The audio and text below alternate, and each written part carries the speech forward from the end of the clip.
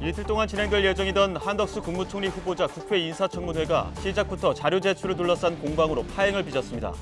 민주당과 정의당은 자료 제출이 부실하다며 청문회에 불참했고 국민의힘은 새 정부 발목 잡기라며 비판했습니다. 국민의힘이 선거범죄 검찰 수사권을 박탈하도록 한 내용에 대해 재논의가 필요하다며 사흘 전 여야가 합의안 뒤집기에 나섰습니다.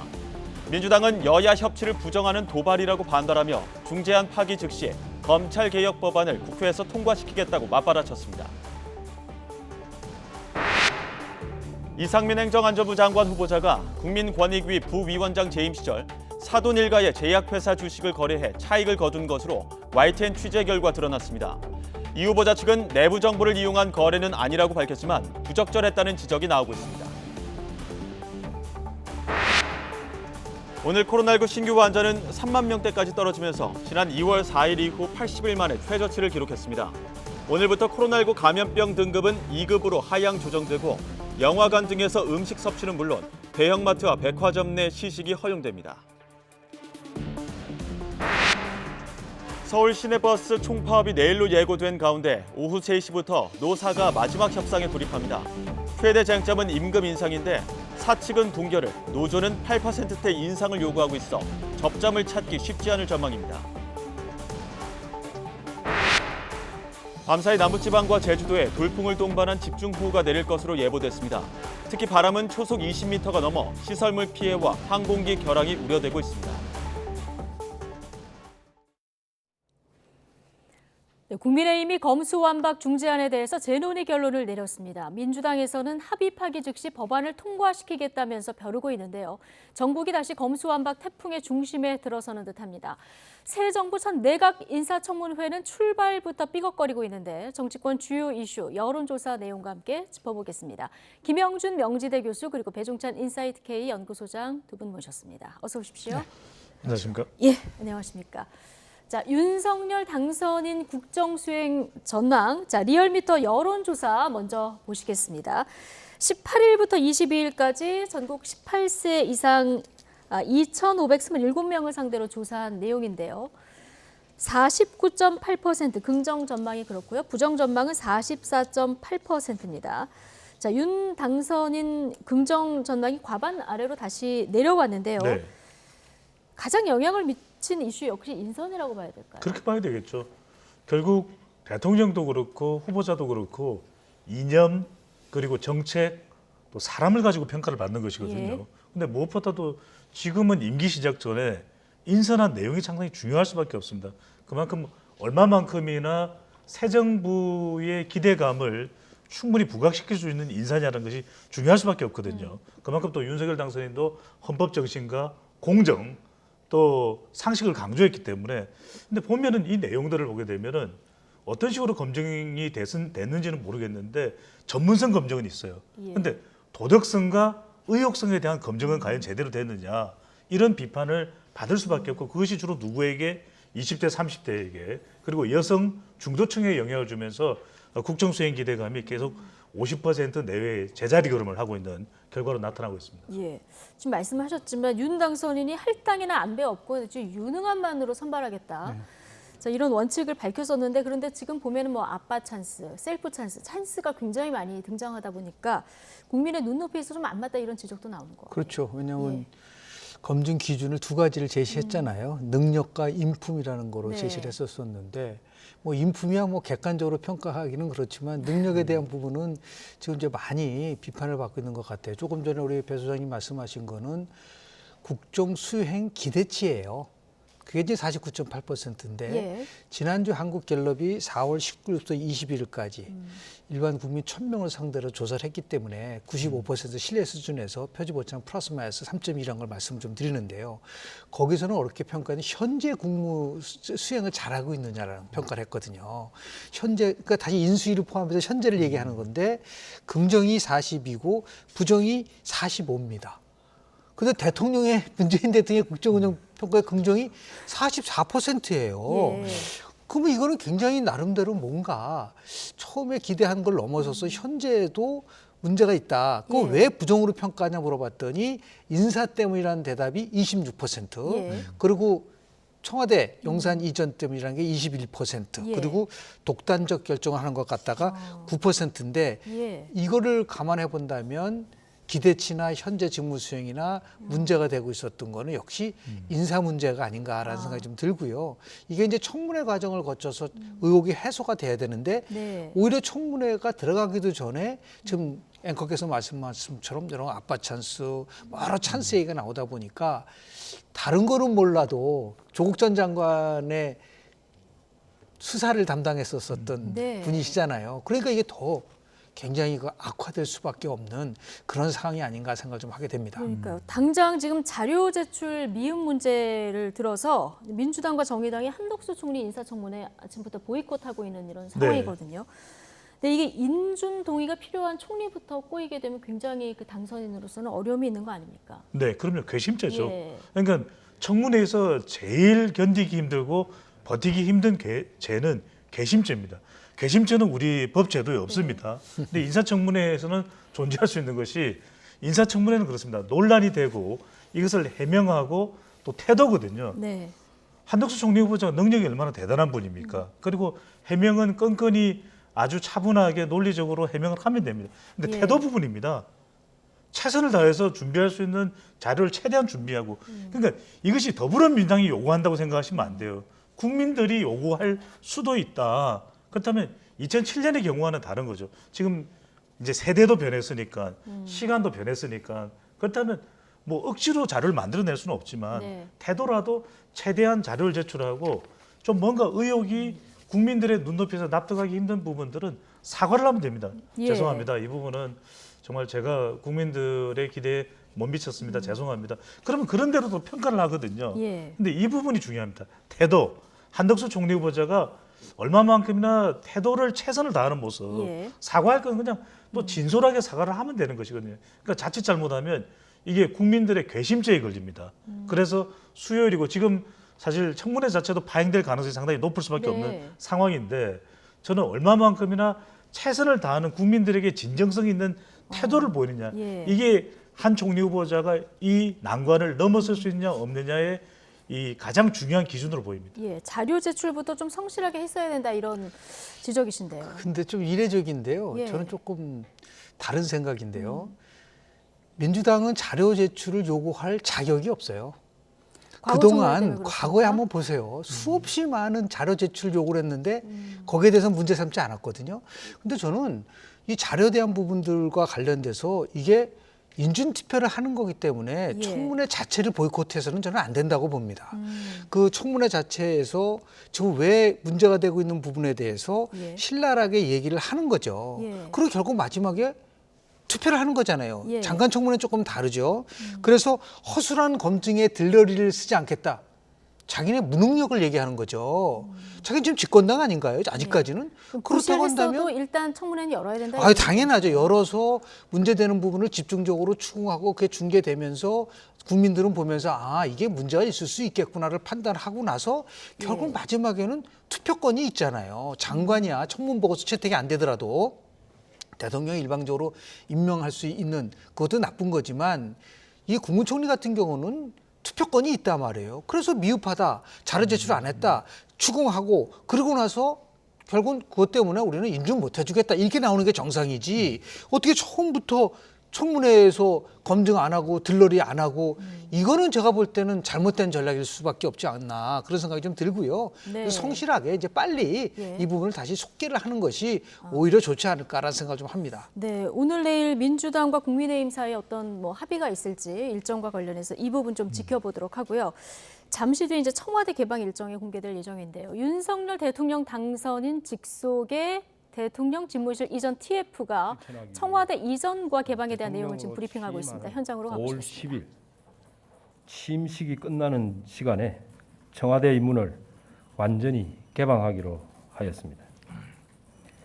이로써 본관, 영빈관을 비롯하여 최고의 정원이라 불리는 녹지원과 상춘제가 있는 청와대는 국민 누구나 누릴 수 있는 열린 공간으로 재탄생하게 됩니다. 아울러 청와대로 인해 단절되었던 북악산 등산로도 5월 10일 아침부터 완전히 개방되어 국민께서 언제든지 즐길 수 있는 휴식 명소로 거듭나게 됩니다. 74년 만에 제왕적 대통령 권력의 상징에서 국민 쉼터로 거듭날 청와대 개방을 기념하기 위해 준비한 내용을 보고드리겠습니다. 첫째, 청와대 개방을 기념하는 대국민 행사 청와대 국민품으로가 진행이 됩니다. 5월 10일부터 22일까지 13일간 청와대 경내, 경복궁과 북악산 일대에서 새 시대, 새 희망을 담은 다양한 문화 행사가 펼쳐질 계획입니다. 같은 기간에 청주의 청남대, 또 세종의 대통령 기록관, 그리고 합천의 청와대 세트장 등 전국 곳곳에서도 청와대 개방 기념 행사가 진행될 계획입니다. 둘째, 개방 초기에 많은 방문객으로 인한 국민 불편 초래와 또 안전 문제 등을 고려하여 관람 신청 서비스 제도를 운영하기로 하였습니다. 청와대 개방에 대한 국민들의 높은 관심도와 또 봄 나들이객 증가, 그리고 코로나 해제 등으로 많은 분들이 찾으실 것으로 예상되고 있습니다. 그러나 얼마나 많은 분들이 오실지 예측하기가 어렵고, 또 한 번에 많은 분들이 몰리면 국민 여러분들께서 불편하시고 또 청와대 경내의 보전 문제가 있을 것으로 예상이 되어서 한시적으로 입장 신청을 받아서 운영하려고 계획을 하고 있습니다. 입장 인원은 청와대 경내 이용 가능 면적과 또 입장객 한 명당 3제곱미터의 최소 공간 확보, 또 여유 있는 관람을 위한 적정 시간 등을 종합적으로 검토하여 하루 총 6회 2시간마다 6,500명씩 1일 관람 인원을 약 39,000명 정도로 결정을 하였습니다. 개방 행사 이후 입장 규모와 운영 방식은 국민 여러분들의 관심도와 입장객 추이 등을 고려하여 조정될 수 있고, 또 조정 사항에 대해서는 추후 순차적으로 홍보하도록 하겠습니다. 관람 신청은 오는 4월 27일 수요일 오전 10시부터 국민 접근성이 높은 모바일 앱, 네이버, 카카오, 토스 등과 웹사이트 네이버를 통해 접수받을 예정입니다. 특히 개방 초기에 65세 이상 어르신과 장애인, 그리고 단체 관람에 대해서는 별도의 신청을 접수받아 입장 인원을 안배하기로 했습니다. 한시적으로 운영되는 관람 신청 서비스 제도는 국민 불편을 최소화하고 또 안전 유지, 그리고 보다 나은 서비스를 제공하기 위해 결정되었음을 널리 양해 부탁드립니다. 셋째, 청와대로 인해 단절되었던 북악산 등산로는 인원 제한 없이 5월 10일부터 전면 개방됩니다. 경호와 보안을 이유로 굳게 잠겨있던 청와대 뒤편 백악정 대통문이 5월 10일 개방됩니다. 이로써 청와대에서 한양도성 성곽까지 연결되어 진정한 북악산 등산로 전면 개방이 완성됩니다. 청와대 동편과 서편 어느 곳에서나 출발할 수 있는 해당 등산로는 5월 10일부터 사전 신청 없이 인원 제한 없이 이용하실 수 있습니다. 지금까지 말씀드린 개방 행사, 관람 신청 서비스, 등산로 등에 대한 보다 자세한 내용은 청와대 개방 온라인 소통관인 청와대 국민품으로에서 확인하실 수 있습니다. 국민 여러분, 청와대는 조선시대 500년, 그리고 대한민국 건국 이후 74년, 약 600여 년 동안 닫혀있던 권력 상징의 공간입니다. 그 공간이 5월 10일 국민의 품으로 돌아갑니다. 그 새로운 역사적 순간에 함께 해주시기 바랍니다. 감사합니다. 예, 팀장님 말씀 잘 들었습니다. 그럼 기자 여러분들이 궁금해하시는 질문을 받는 시간을 갖도록 하겠습니다. 이미 설명해 드린 대로 관련 Q&A가 지금 배포가 돼서 여러분들 소통 방에 공지가 돼 있으니까 그거를 보시고 가급적이면 중복되지 않는 질문들 해주시면 감사하겠고 이 일문일답은 오늘 청와대 개방에 대한 질문에 좀 집중해 주시고 나머지 질문은 오프 카메라 상태로 백 브리핑 형태로 더 이어가도록 하겠습니다. 예, 질문 있으시면은 손 들어 주시면요 저희가 마이크를 전달해 드리도록 하겠습니다.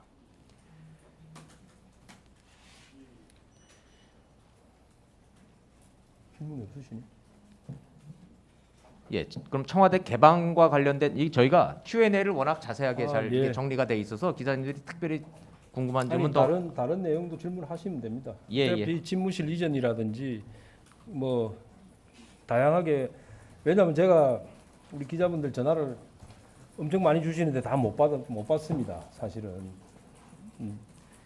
사실 뭐 바쁘기도 하고 또 너무 많은 분들이 전화를 주시기 때문에 다 못 받는데 궁금하신 거 있으면 오늘 다 주시면 하나하나 다 상세히 설명드리도록 그래 하겠습니다. 예, 관련된 질문 있으시면 손을 듣고 소속과 성함 말씀해 주시고 질문해 주시기 바라겠습니다.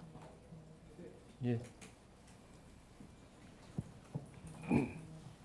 네, 뉴스토마토 임유진입니다. 청와대를 개방하시면은 나중에 입장료를 따로 받는지 그게 좀 궁금하고요.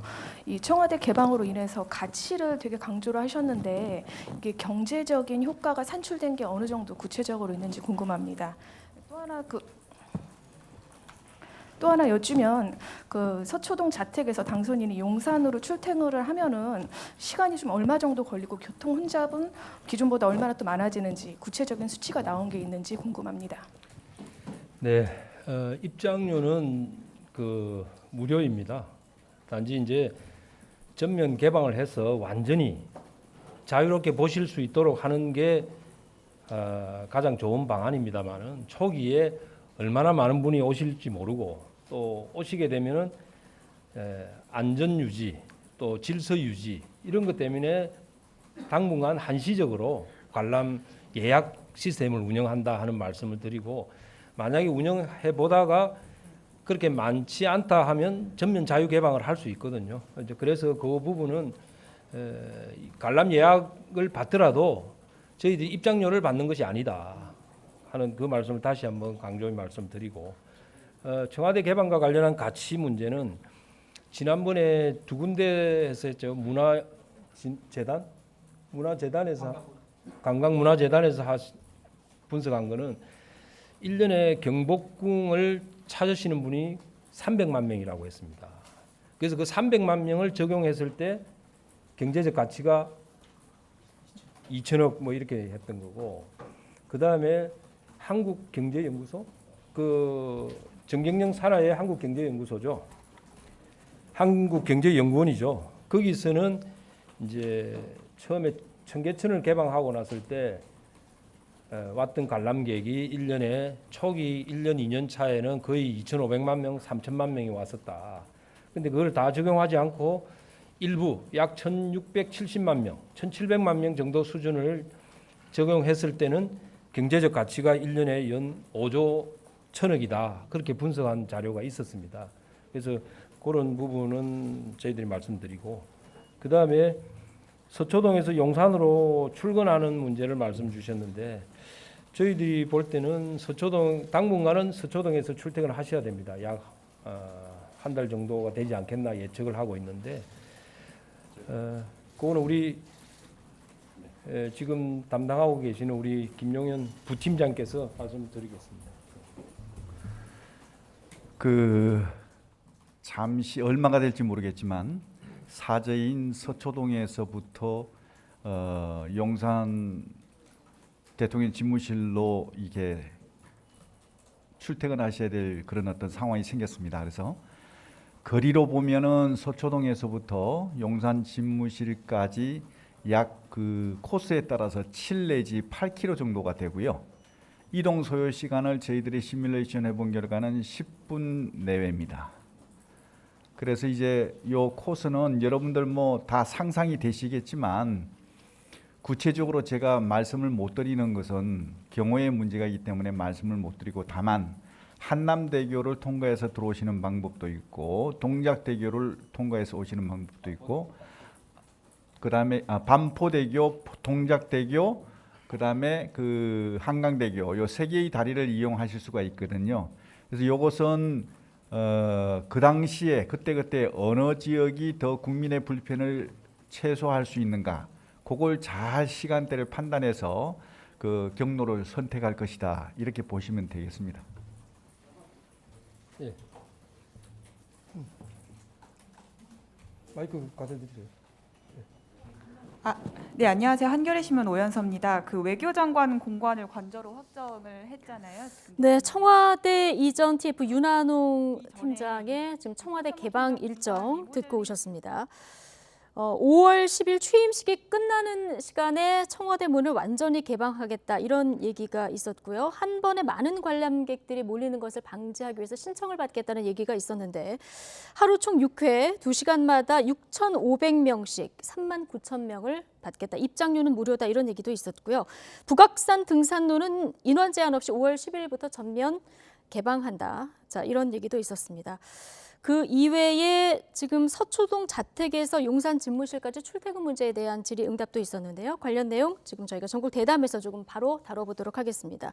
자, 김영준 교수님, 청와대 이제 개방 일정이 나왔습니다. 5월 10일 취임식 끝나는 대로 바로 개방하겠다. 지금 의미를 어떻게 두냐면은 제왕적 대통령 권력 상징에서 국민 쉼터를 변경하겠다. 이 의지가 굉장히 강한 것 같아요. 그렇습니다. 제 기억으로는 93년도 2월 25일 당시 김영삼 정부 출범을 했지 않습니까? 제일 먼저 한 게 바로 청와대 앞 개방이었었어요. 예. 그때만 해도 그 청와대 앞에는 차 갈 수가 없었거든요. 그거를 개방시킨 분이 이제 김영삼 전 대통령인데, 이거는 그 규모나 상징성에서 보면은 더 훨씬 큰 거죠. 예. 청와대 자체가 전체적으로 개방을 하는 거니까 제가 두 가지 의미가 있다고 봐요. 뭐 지금 뭐 윤한홍 의원이 얘기한 것처럼 예. 제왕적 대통령, 또 제왕적 권력의 상징인 것을 바꾼다는 의미가 있는 거고요. 두 번째는 국민과의 소통을 강화해서 국민들의 나름대로 눈높이에 맞추겠다라는 이 두 가지인데, 다만 공간이 제왕적 대통령을 막는 게 아닙니다. 예. 그 공간은 청와대에 있든 용산에 있든 광화문에 있든 간에 공간에 의해서 제왕적 대통령제가 없어지는 게 아니라 운영에 있어서 제왕적 대통령 같은 행태를 보여서는 이제 안 되는 건데, 지금 하여튼 당선인은 그 부분에 대해서 분명히 국민에게 약속을 했기 때문에 예. 제왕적 대통령제에서 멀어지겠다 얘기를 했어요. 그 첫 순서로 이제 개방을 하고, 더 중요한 거는 국정 운영에 있어서도 훨씬 소통과 그리고 국민 눈높이에 맞는 예. 그러한 것이 같이 더불어서 이루어져야지, 공간만 개방했다고 해서 제왕적 대통령의 그런 부분이 해소되는 건 아니다라는 말씀을 좀 드리고 싶습니다. 공간이 결정하는 건 아니다. 근데 약속을 했기 때문에 내가 비판 여론이 있어도 흔들림 없이 추진하겠다, 이런 뭐 추진력을 인정받을 수도 있고요. 반면에 보면은 또 이제 불통의 이미지가 비춰질 수도 있는데, 여론에는 어떤 영향이 있을까요? 분명히 한 세 가지 차원으로 나눠볼 수 네. 있습니다.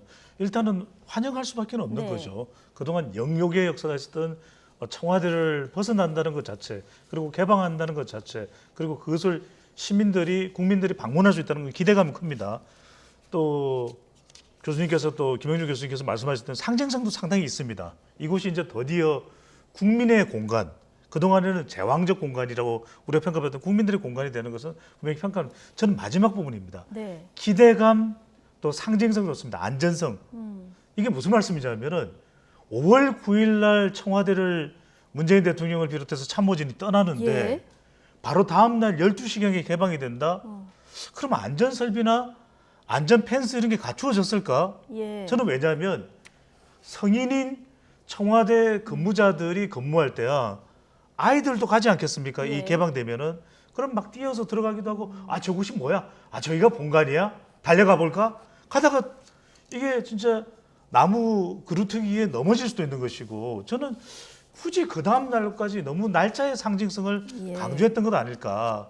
저는 이 부분이 다소 우려되거든요. 오히려 안전장치를 좀 다 하고 여민관이 됐든 또는 영빈관 가는 쪽이 됐든, 거기 보면 상당히 좀 지대 자체가 자칫 아이들이 혼자 다니기는 위험스러운 공간들이 있어요. 예, 예.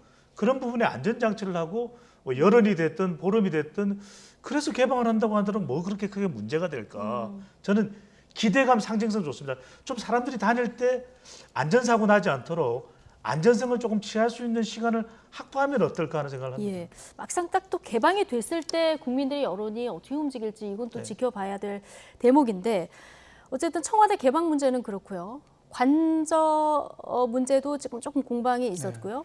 그리고 집무실까지 출퇴근 문제 바로 기자가 질문을 했었는데 3개의 한강 다리를 그때그때 국민 불편을 봐가면서 이제 진행을 하겠다 이렇게 얘기가 나온 상황입니다. 자, 대통령 관저가 당초 육군 참모총장 공간이었었는데요. 이게 외교부 장관 공간으로 변경되면서 좀 공방이 있었어요. 이 부분은 그렇습니다. 어떻게 보십니까? 뭐 거주하시는 분의 판단에 따라서 바뀌는 거지 않겠습니까? 예. 그래서 그걸 가지고 너무 지나치게 이제 확대 해석하는 부분은 조금 이제 맞지 않는다고 보고요. 다만 이제 그 출퇴근하는 최초의 대통령이 됐어요. 네. 한 달 정도 예상을 하고 있는 부분들이 좀 있는데요. 영국에는 이제 다우닝가 10번지라는 거 잘 아시잖아요. 예. 바로 다운타운에 있어서 거기는 뭐 방이 한 100개 정도 된다고 그래요. 그리고 3층이 이제 주거 공간이라고 하는데 그럼에도 불구하고 다운인가에서 웨스트민스터 국회의사당까지 굉장히 가까워요. 예. 그래서 그런 큰 문제가 없는데 여하튼 뭐 대통령이 이제 자기가 결정을 내린 거고 그래서 뭐 약간 나름대로의 시간적인 차이는 있을 수는 있겠으나 국민 불편을 어떤 최소화시킬 수 있는 방안을 연구할 수밖에 없는 것이고요. 한 예. 7분 내지 10분 정도 걸린다고 하니까 다만 조금 전에 우리 배 소장님 말씀하신 것처럼 시큐리티 문제에 대한 부분들을 어떻게 예. 이제 철저하게 처음 있는 일이니까 그렇죠. 거기에 대해서 굉장히 숙고의 숙고를 할 수밖에 없는 상황이 아닌가라는 생각을 좀 합니다. 예. 자, 5월 10일에 취임식을 하고 끝나는 시간에 청와대 문을 완전히 개방하겠다. 오늘 다시 한번 이 일정을 공개한 상황까지 보고 오셨습니다. 자, 그런데 새 정부 출범 앞두고 또 하나 지금 풀어야 될 숙제가 검수완박 이 문제입니다. 박병석 의장의 중재안에 여야가 합의하면서 마무리되는 듯했던 검수완박 법안. 오늘 국민의힘 최고위원회에서 재논의를 결정하면서 새로운 국면을 맞았습니다. 정치권 목소리 잠시 듣고 오시겠습니다. 부패한 공직자에 대한 수사나 선거 관련 수사권을 검찰에게서 박탈하는 것은 국민의 우려가 매우 큰 만큼 국회는 더 신중하게 이 문제를 다뤄야 합니다. 이 사안에 대해서 주무장관 지명자인 한동훈 후보자의 생각이 입법부의 생각과 다르다면 이 법은 적용 단계에서부터 상당한 부침이 있을 것이기에 혼란을 방지하기 위해서라도 한동훈 장관 후보자에 대한 청문회 등에서 이 문제를 더 구체적으로 논의하는 것이 옳다고 생각했습니다. 공직자 범죄와 선거 범죄에 대한 검찰의 직접 수사권이 빠진 부분에 대해서 국민들의 지적이 많이 있습니다. 기득권을 보호하는 것이다. 여야가 야합을 한 것이다. 지방선거를 앞두고 정치인들이 면제를 받기 위해서 선거 범죄를 집어넣은 것이다라는 국민적 우려와 지적이 있습니다. 매우 뼈아픈 대목이라고 아니할 수가 없습니다. 따라서 이 선거 범죄, 공직자 범죄에 대해서는 국민들의 지적, 국민들의 뜻이 모일 수 있도록 여야가 머리를 맞대서 재논의할 필요가 있다고 생각합니다. 여야 합의문에 잉크가 마르기도 전에 국민의힘 쪽에서 합의를 부정하는 말들이 나오고 있습니다. 국민의힘이 법무검찰의 국회 지부가 아닌가 의심이 드는 대목도 있습니다. 한동훈 법무장관 후보자의 전화 한 통에 국민의힘 당대표가 오락가락하고 있습니다. 얼마나 지은 죄가 많으면 그런지 참으로 딱하기까지 합니다. 국민의힘에 경고합니다. 민주당은 여야 합의를 파기하려는 어떠한 국민의힘의 시도도 결코 용납하지 않을 것입니다. 국민의힘이 합의를 파기하는 즉시 검찰 개혁 법안을 국회에서 통과시키겠다는 것을 미리 밝혀드립니다. 네, 국민의힘 최고위원회의에서 오늘 아침 검수완박 재논의를 하겠다 이런 결론을 지금 내렸습니다. 대치 전선이 형성된 이런 모습인데 국민의힘이 이렇게 재논의 결정을 내린 데에는 어떤 여론 추이 같은 것도 좀 반영을 한 걸까요? 그렇죠. 다분히 있다고 봐야 되겠죠. 지금 나오고 있는 여론조사가 이제 서울 시민을 대상으로 한 조사 결과인데 국회의장의 중재안 수용에 대해서 잘못했다가 42.5%, 잘했다가 이제 34%인데 실제 중재안이 나오기 이전에도 대체로 국민 여론은 이 검수완박 법안에 대해서 부정적인 여론이 높았습니다. 부정적인 여론이 높았고 또 특히 이제 4월 달에 이것을 통과한다는 것에 대한 거부감은 더 높게 나타났었거든요. 예. 근데 여기서 굉장히 중요한 건 이 그래프에 앞서 그래프 검찰의 반발도 지금 검찰의 반발하는 부분에도 심지어는 검찰의 성격은 개혁의 대상이잖아요. 그런데 예. 오히려 검찰의 반발에 대해서도 합당하다는 의견과 합당하지 않다가 팽팽할 정도입니다. 그만큼 국민들이 개혁 대상인 검찰에도 힘을 실어줄 정도로 일부 힘을 실어줄 정도로 이번 검수완박에 관련 이 중재안이 됐든 아니면은 네. 법안 통과 시도에 대해서는 못마땅한 거죠. 국민들의 여론. 근데 앞서 지금 그래프를 꼭 봐주시면 잘 모름이 23.5%나 됩니다. 예. 정리를 해보면 이런 거죠. 자, 먼저 시간성. 왜 4월이야? 국민을 위해서 이거 한다고 그랬잖아. 국민들이 4월 언제 바랬지? 바로 이 부분도 국민 여론에서 반발이 나오는 부분이고 내용성과 관련된 부분도 이거 야합한 거 아니야? 여야 간에 부패 또 공직자 이 부분까지도 제외를 시켜버린다 그러면 이거 어떻게 되는 거야? 선거하고 공직자. 예. 부패하고 경제만 포함이 돼 있죠. 네네. 그러다 보니까 내용도 지금 그렇고 특히 이제 중요한 건 바로 이 부분입니다. 공감성. 모르겠다는 거예요. 실제로는 국민들이 찬반을 표시한 응답자 중에서도 예. 과연 내용을 잘 알까? 그러니까 국민들조차도 잘 모르는 내용을 지금 국회가 여야가 짬짬이로 통과시키려고 한다. 이런 반발이 나오는 거죠. 예. 자, 그런데 김영준 교수님, 네. 어쨌든 중재안이 나왔고요. 그 중재안에 대해서 권성동 원내대표가 금요일에 합의를 한 거 아니겠습니까? 어떻게 될까요? 저는 굉장히 좀 빨리 결정한 거라고 좀 보는데요. 네. 우리가 어떤 합의안을 만들 때는 쟁점이 됐던 부분들에 대한 해소가 돼야죠. 검수완박에서 쟁점이 됐었던 게 크게 세 가지였거든요. 예. 헌법 가치가 훼손되지 않는가. 헌법 제12조 3항에 의하면 영장 청구권은 검사에게 있는데 이것을 박탈시켜버리면은 헌법 가치를 부정하는 거가 될 수밖에 없는 건데요. 예. 이 부분에 대한 것이 과연 이번 합의안에 도출이 됐나요? 두 번째는 뭐냐면 지금 사법 체계를 70년 동안 유지한 거를 급작스럽게 하지는 말고 충분한 시간을 가지고 하라고 그랬는데 꼭 이거를 4월 달에 해야 된다는 것에 대해서도 국민들이 납득하기 어렵고요. 마지막 세 번째는 이 검수완박이 되면 국민들이 피해를 본다고 했을 때 그 부분에 대한 해소책이 있나요? 예를 들어서 중재본부처가 만들어졌을 때 결국은 국민들이 수사기관의 선택권을 박탈당한다는 것에 대한 대안이 있나요? 가장 핵심적인 요인에 대한 부분들을 해소하지 않는 상태에서 느닷없이 벼랑갓 공직자하고 선거범죄 수사를 검찰이 하지 않는다 그러니까 당연히 이거는 야합이다라고 볼 수밖에 없는 부분들이 있는 거죠. 그럼 하나 두 가지 흥미로운 관전 포인트가 나와요. 첫 번째는 뭐냐면 이거를 윤석열 당선인이 최종적으로 어떻게 판단했느냐라는 거죠. 예.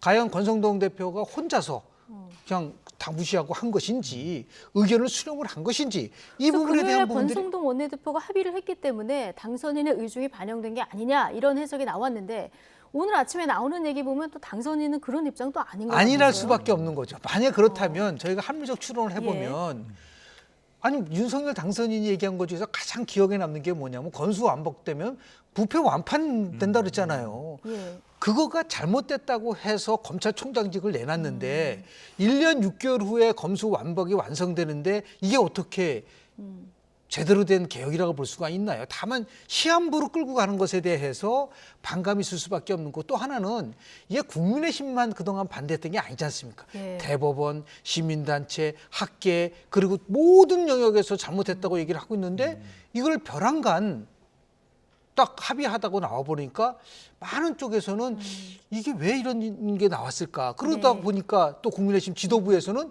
이걸 뒤집는 거. 이러다 보니까 이제 국민의힘이 내부적으로 굉장히 통일된 이런 부분들을 지금 갖추고 있지 못하고 있구나. 다만 이거는 윤석열 당선인이 아마 스타일이 다 보통은 위임을 해주는 스타일 같아요. 일을 다 맡기는 스타일. 그러다 보니까 이런 일이 나오지 않았는가 생각을 좀 하게 됩니다. 어쨌든 여당은 이렇게 하면은 보안 수사권까지 폐지하는 원안을 통과시켜버리겠다. 뭐 이렇게까지 얘기하고 있는 상황이라 재논의 가능성이 현실화될지 이거 좀 지켜보도록 하고요. 지방선거 37일 남았는데 아주 짧게만 좀 다뤄보겠습니다. 지방선거 지금 경기지사 경선 민주당 오늘 종료가 되는데 본선 투표 없이 결정이 될지 관심입니다. PNR 여론조사 한 가지 좀 보여주시면 민주당 후보 적합도를 봤을 때요. 김동연 후보가 31.8, 염태영 13.8, 안민석 12.9, 조정식 6.2% 이렇게 지금 여론 흐름상으로 나오고 있습니다. 이 정도 격차면 자, 당심 민심 5대5 이렇게 해도 김동연 후보 당선 가능성이 크다고 봐야 됩니까? 그러니까 결선 투표 갈 가능성이 있는 거죠. 결선 투표로 이 갈 가능성이 여론조사를 크다. 보면은 김동연 후보, 김동연 전 부총리가 압도적이지는 않거든요. 그러니까 50%가 넘어야 결선 투표를 안 가고 1차에서 끝이 나는데 지금의 여론조사 정도 수준이고 당원 표심이 나온다면은 결선 갈 수밖에 없겠다. 그럼 결선으로 가면은 승부를 예측하기는 쉽지 않은 건가요? 그렇지 않을 수도 있죠. 왜냐하면 저도 조심스럽습니다. 왜냐하면 당심이 어떻게 될지 모르지만 경기도는 역시 이재명, 명심이라고 볼 수 있는 것이거든요. 그러면 예심 때도 드러나는 명심이 결선 투표에 가서 없으리라고 또 볼 수 없는 거 아니겠습니까? 여전히 결선 투표에서도 명심이 존재할 가능성은 높아 보입니다. 네. 민주당과 국민의힘 양자 대결로 보면은 김동연 후보가 48.8 이거 가상 대결입니다. 김은혜 41.1% 이렇게 나타나고 있어요. 대선 때도 사실 경기도는 민주당이 좀 이겼던 이런 지역이기도 한데요. 뭐 이재명 전 후보가 46만 표를 더 많이 얻었어요. 그러니까 크게 이거는 아니지만 그래도 46만 표면 큰데요. 조금 전에 지금 민주당의 경선과 관련돼서 저는 당원들이 굉장히 전략적 투표를 할 거라고 저는 봅니다. 그래서 가장 승리할 수 있는 후보에게 몰표를 줄 가능성이 좀 있어요. 그러니까 여론조사상으로는 좀 앞서고 있는데 결국 이제 당원들이 지금 나머지 분들은 다 4선, 5선 하신 분들이기 때문에 당원 투표가 굉장히 견고할 거라고 보지만 결국은 당원들은 이번 지방선거의 가장 하이라이트가 경기도거든요. 그러니까 승리할 수 있는 후보에다가 투표를 한다고 한다면 저는 의외의 결과가 나올 수 있다고 좀 보고요. 지금은 나올 수 있는 건 뭐 공식적인 선거운동이 시작되기 전이지만 결국은 윤석열 당선인하고 이재명 전 후보하고 대리전 양상을 띌 수밖에 없고요. 그래서 결국 어떤 후보가 나름대로 두 후보가 만약 김동연, 김은혜 두 후보가 붙으면 참심성에서는 비슷비슷할 정도로 나름대로 경쟁력을 가질 수 있는 부분들도 있지 않을까라는 생각이 좀 드는데 다만 국민의힘이 그렇게 압도할 수 있는 분위기는 아니다. 굉장히 팽팽하고 이재명 전 후보가 자기 선거 치르듯이 전면적으로 나타나서 만약에 김동연 후보가 되면은 또 민주당 후보에게 적극적으로 지지를 하게 되면은 굉장히 그러면 윤석열 당선 대통령은 선거운동할 수 없잖아요. 그런 부분들이 아마 종합적으로 검토되지 않을까라는 생각을 좀 하게 됩니다. 알겠습니다. 대선의 연장선상에서의 경기도지사 선거 전망 잠시 해봤고요.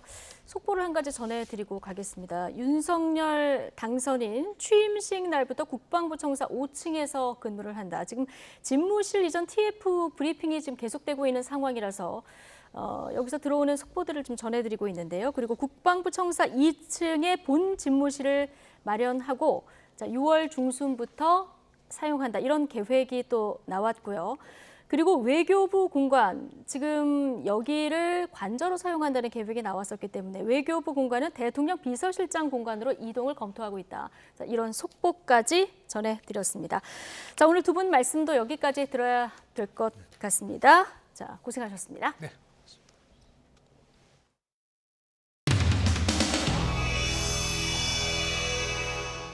그런 의견을 전달하기 위해서 온 겁니다. 전달하러 오셨는데도 받아가신 분이 어떤 자기의 직함이나 이런 전혀 말씀을 안 해주셨고 사실 한참 기다렸어요. 지금 저는 처음입니다. 뺨 하나 가고 뺨 가지고 뭐 의학가봐. 뭐 그래 도도해가지고 뭐 뺨도 하나도 안 주러. 내가 죄인이야?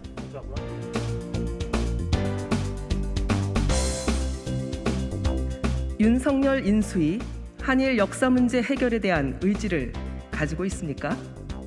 이번 협의단에는 2015년 12월 굴욕적인 한일 위안부 합의를 주도한 인사, 이명박 대통령의 느닷없는 독도 방문 관련 인사 등이 포함되어 있습니다.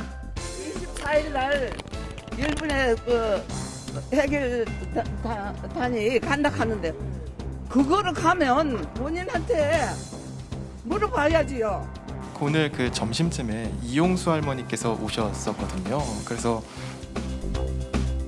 저희한테 미리 이렇게 예고를 하시거나 뭐 약속을 잡고 오신 게 아니어서 예.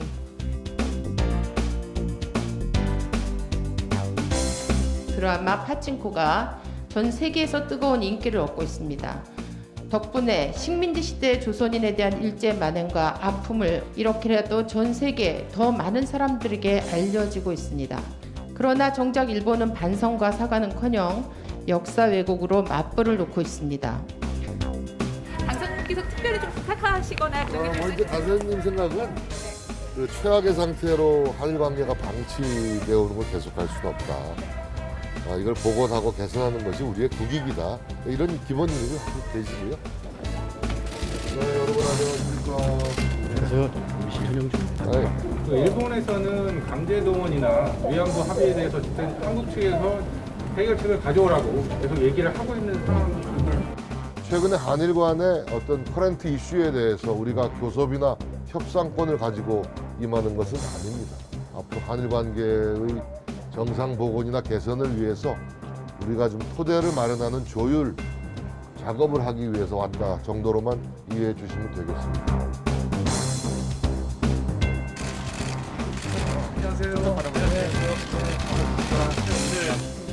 위안부 합의는 뭐 한일 간의 이제 공식 합의인데요. 지금 문재인 정부에서도 그건 인정하고 있지 않습니까?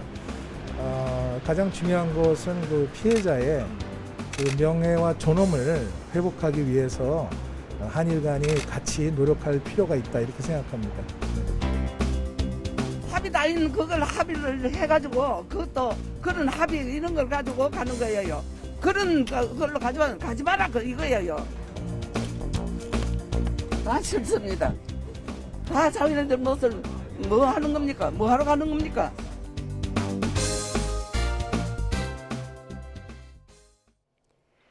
요 며칠 때이른 더위가 이어지더니 오늘 밤부터는 여름철 같은 비바람이 몰아치겠습니다. 퇴근길 무렵 제주도를 시작으로 밤에는 충청 이남에, 내일은 전국 곳곳으로 비가 확대하겠는데요. 이번 비는 제주도와 남해안에 집중됩니다. 제주 산간 많은 곳에 300mm 이상, 그 밖에 제주도와 남해안, 지리산 부근에도 최고 120mm의 폭우가 예상되고요. 충청과 남부 내륙에 최고 70mm, 수도권과 강원도에는 5에서 40mm의 비가 내리겠습니다. 특히 내일 새벽부터 아침 사이 제주도와 남해안, 지리산 부근에 시간당 최대 50mm 이상의 집중호우가 쏟아지겠고 소형 태풍급 바람까지 불 것으로 보입니다. 침수 피해와 시설물 피해가 발생하지 않도록 철저하게 대비해 주시기 바랍니다. 비는 내일 오전 중부지방부터 그치기 시작해서 오후에는 대부분 잦아들겠습니다. 내일 아침 기온은 서울과 대구가 17도로 오늘과 비슷하거나 조금 높겠습니다.